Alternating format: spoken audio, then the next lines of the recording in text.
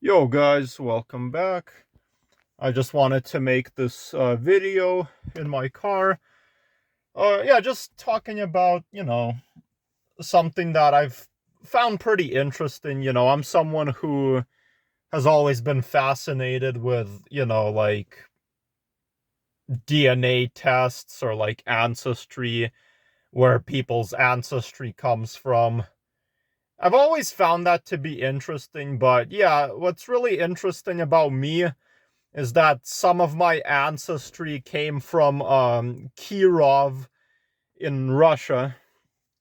Um, and that ancestry came from my dad's side of the family because my dad's mother, who's my grandma, she was born in Kirov in Russia.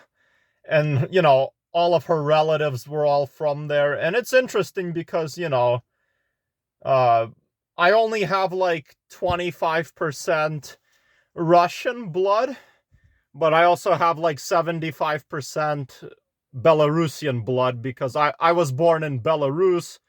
Obviously, I'm way more Belarusian than Russian, and obviously I have a much more, stronger Belarusian identity, Belarusian culture.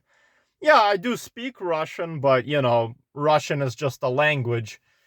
Just like English. English comes from the UK, but you're not British just for speaking English. So, like, Russian is obviously spoken in many former USSR countries.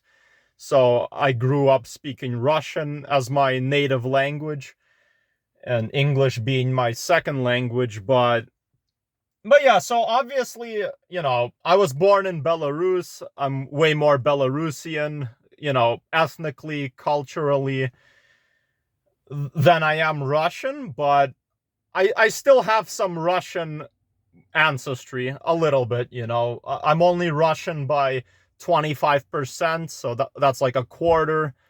And yeah, it's really interesting that my grandma was born in Kirov in Russia, even though I've never been there.